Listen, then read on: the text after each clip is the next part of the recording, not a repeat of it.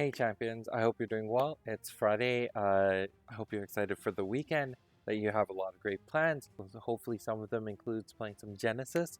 If you are, let me know where you're playing.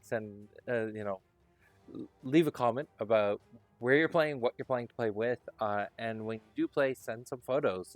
Take some photos, put them up on our Facebook group, onto Instagram, and tag us, all that kind of fun stuff. The big thing we want to see is people playing at the tables again. It was really cool being at the open house last night and seeing a whole new set of people who just are getting into the game, learning the ins and out, and enjoying it for what it is. And it was a really cool experience. It was really great. Uh, Also, there was some fun videos that came out of that, so I'm gonna leave in the comments, in the description below, a great video from Heads or Tails. Their live stream last night about things. There was a fun little surprise. I think you should go check that out. And then also one from Lost Star out in Gig Harbor. They opened up their Patreon package and had a lot of fun. So make sure you are following all these great people, that you are excited for the launch of second edition, because it's going to be absolutely amazing. And I hope you're just having a good time. And the last announcement I want to kind of talk about is, don't forget, I have a live stream later today. I haven't quite figured out what the topic is. I had a cool topic that I wanted to address about collectability in games and why we're doing a different approach and how come it's so different than what everyone else is doing in the market. So I think I'll be talking about that tonight. But for now, the thing I want to talk about was... So I wanted to talk about a response to something I saw on Ben Trading Cards video.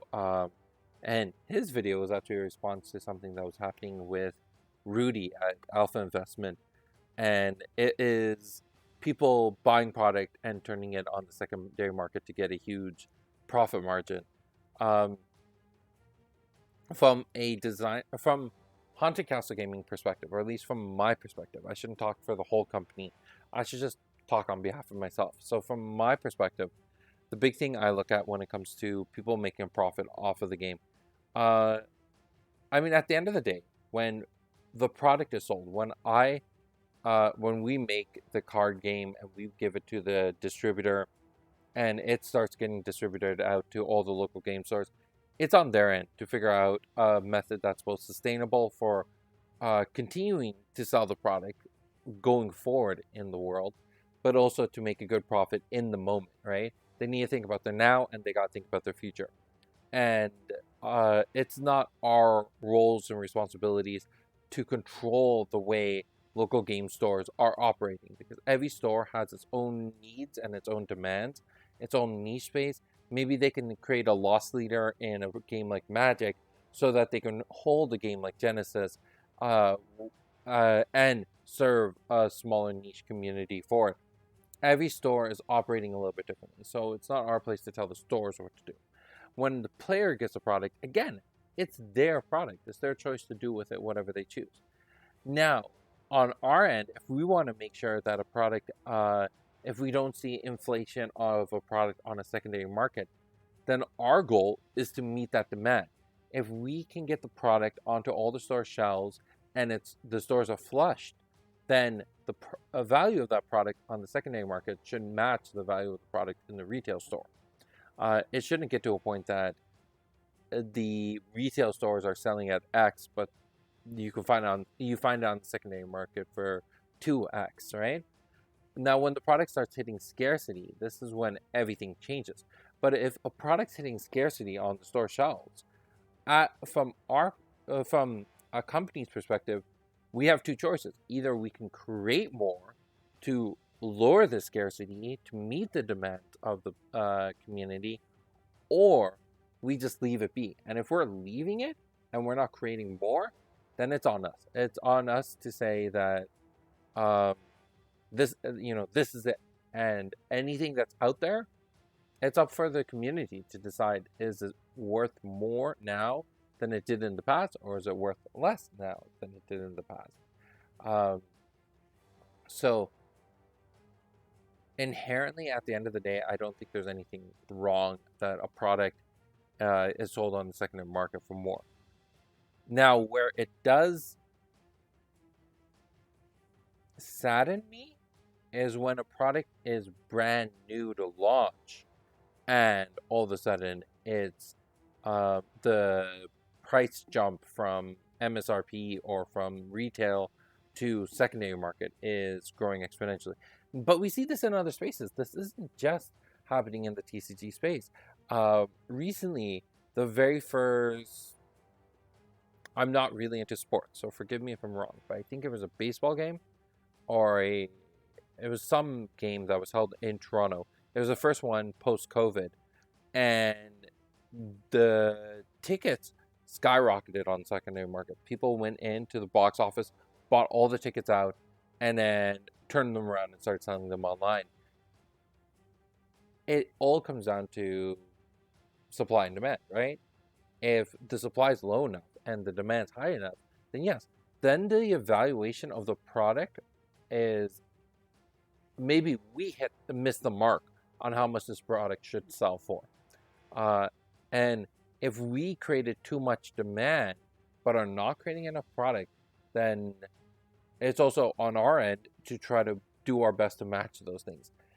So I'm kind of rambling here, but I hope you understand the gist. I hope you understand that from our perspective, this is one of the things that we are struggling with. I'm pretty sure I did a vlog about this earlier, but it's one of those things we're struggling with because we want to make sure that when second edition hits the shelf, the demand for it is high enough that there's just the sell-through product that stores want to reorder, but not so high that when they go to reorder, there's no more product anymore.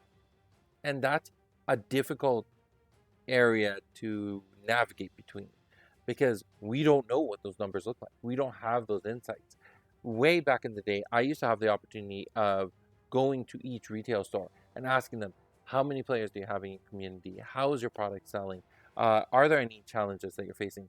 But after a while, I wasn't able to have that connection with the stores anymore because, and now we're going through multiple layers of distribution, and our ability to get that feedback is very slow or non-existent at all. So those are just some of those things that I'm thinking a lot about. And if this is what's happening on the Metazoo front, this is what happened on the Flesh and Blood front. It comes down to the company to start looking at what are their opportunities to fix this. How can they create larger print runs? How can they meet the demand of the product out there? Because none of these products can survive staying at that inflated cost for too long. A lot of the players, a lot of the community isn't going to be able to find the product accessible if a booster box is costing you $300, $400, $500 for one booster box. How are you actually going to play the game? How are you actually going to enjoy it? I think this trend in the TCG space does need to be monitored and dealt with soon so that players can get back to being players again.